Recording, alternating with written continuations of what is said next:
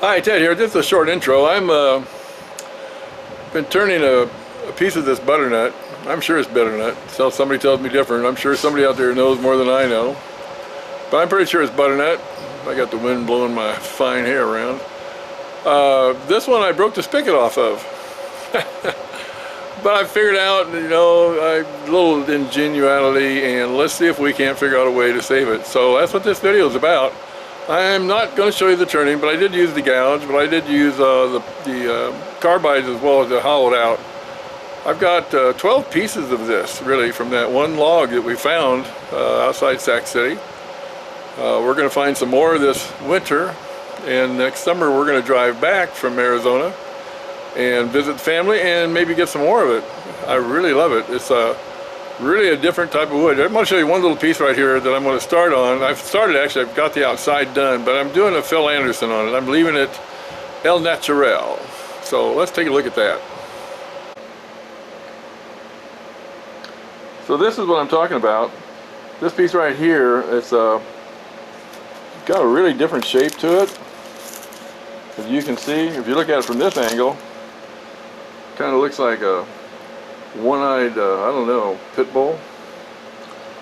But it's got a lot of natural figure to it. I really like it. I'm going to leave that there. You can see, I think, the circle where I'll cut it out. It's like 4 inches in diameter. The bowl itself will be. This is like almost 6 inches across.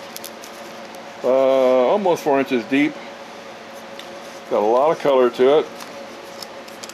Looking forward to it, but this one we're talking about, what we're going to do now is not this bowl, but I'm going to work on this bowl. So let's take a look. This bowl is going to be a challenge for me, and I'm going to show you what happened and what I had to do to fix it. This is butternut bread. It's part of the walnut family, but look at this. The shape of this bowl was actually determined by how it came apart when I was turning it. It was a log, so you're looking at the log was this way, so you can see the pith, and look at that pink. That's what really threw me. What the heck is this stuff? And it's just drop dead gorgeous. So anyway, I'm going to turn it now. I've got 2 coats of shellac on it. And it's time now to turn it, and I'm going to hollow it out. I'm not going to show that, but I may show it when I'm done, so it'll be really a short video. But I just thought I'd share this with you because it's such a beautiful piece of wood. I know I've got some more somewhere out there, so I've got to get it. And I'll bring it in, I'm going to make some more. And then I've talked to my wife's cousin back in Sac City, and as soon as the first frost hits and the mosquito population is decreased, he's going to go find me a lot more. I hope I can find one that I want to send to Phil Anderson up around Seattle, because I don't think he's ever seen this before, and I'd love to see what he makes from it. So if you haven't watched Phil Anderson's Shady Acres Woodshop, check him out. And I'm checking out for now. Okay, I got my Forstner bits out. Kind of open it up progressively all the way up to 3 inches. And now it's time to do what I really like about this lathe. One of the biggest benefits of it is I get to turn it out, and I'll show you that in a second. So for me, this feature is a big deal.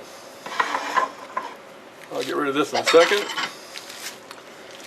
Get that out of the way. Bring down my bar.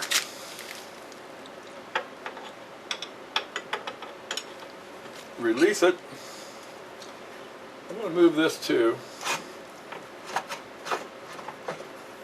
because I want to bring a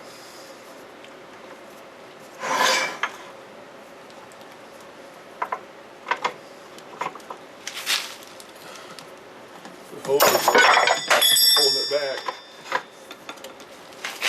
I'm going to bring this out. I'm going to bring it up a little ways as well. Make life easier for myself. And then I can bring this out, raise that up, and start turning. Okay, I know turning's not supposed to be that difficult, but for me it really seems to be. So guess where those came from? Yeah, you probably guessed it. From the bottom of this thing.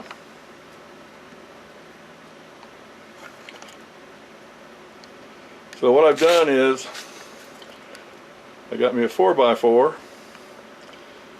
and I turned a 3-inch diameter,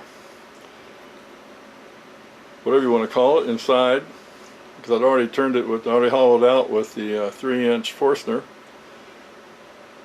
And then I went ahead and put it on there and brought this down so it's flat. And now I'm going to turn me a piece of walnut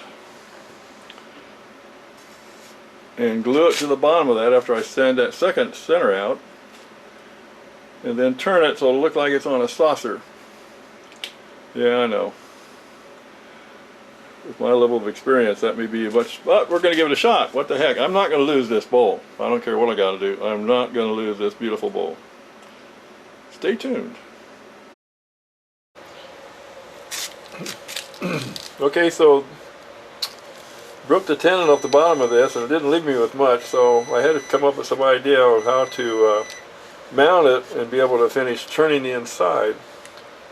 So I bought 2 pieces of 8x8 by 2-inch thick walnut. This is one of the pieces. What I did was I resawed one of them to a 3/4 to about a 1 inch, and the other piece is like 3/4 inch. So I've made a square winged dish basically to mount on. So on this side, on the back side, to get is where the dish will go.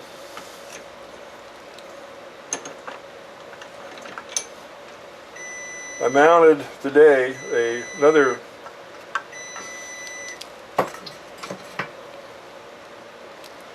piece, and I had to kind of bring it down. This isn't finished because this is where the dish goes. This has 2 coats of shellac on it. The initial one I put on, I decided I'm going to leave on, and what I put in was my walnut token. So what will happen when this comes off, I'm going to epoxy the dish onto that, or the bowl onto that, and that's kind of what it will look like. So I've only got 2 coats of Zinsser seal coat on this side, got 1 coat of shellac on this side. So I've got to finish them out. So this bird's eye maple kind of looks nice. I think it'll work out well.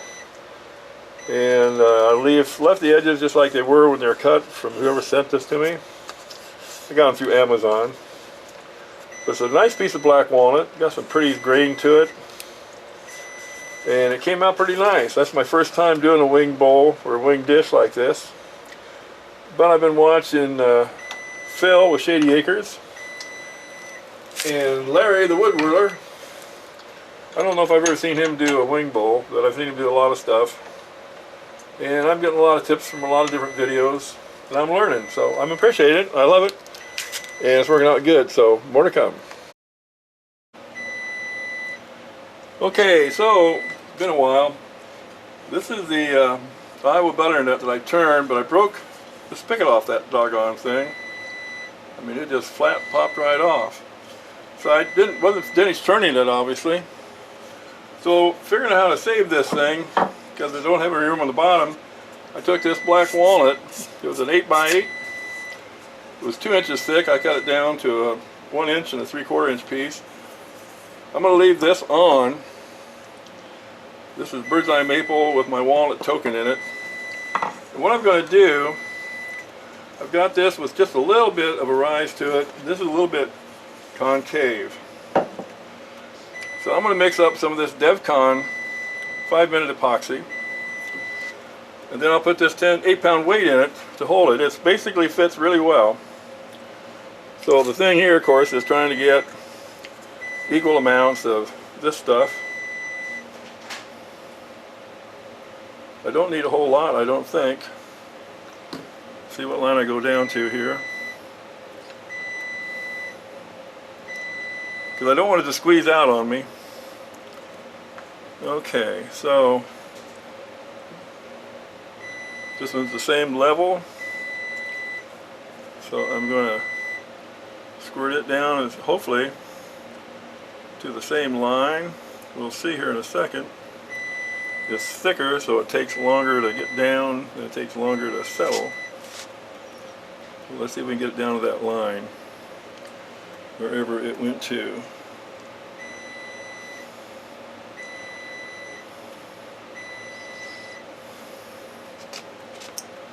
I thought they were the same, but it's not looking that way now. Well, there it goes. Yep, I think they're fine. And I hope that's enough.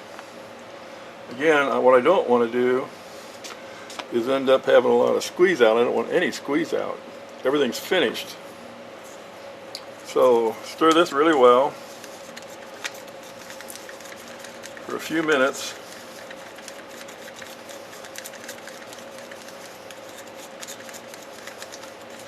Scrape it from the side, just keep working it.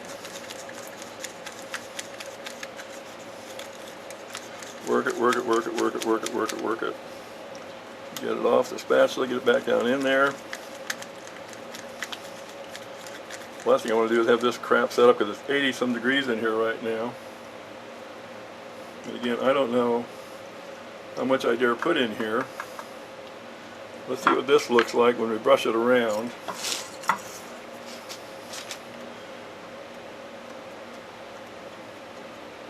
And I'm trying to avoid the sides if I can.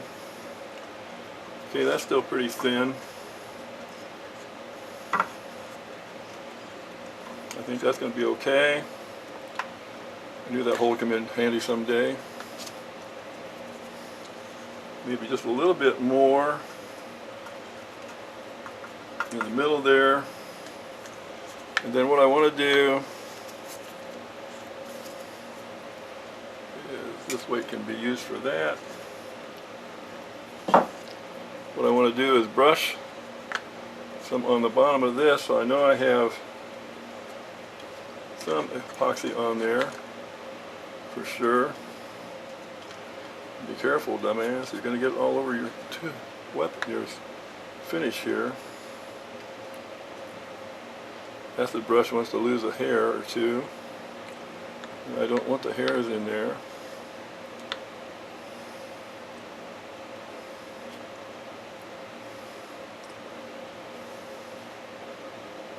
Okay, see what we can do here, a little bit more.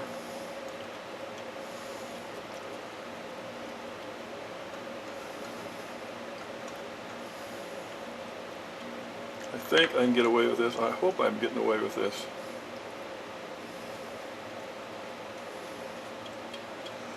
If I'm not, I don't know what to tell you.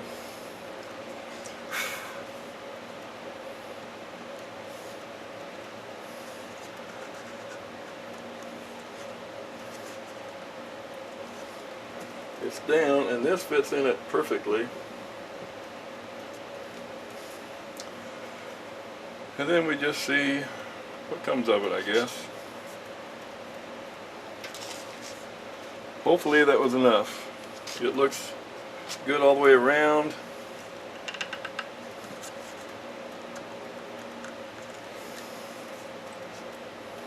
We'll see.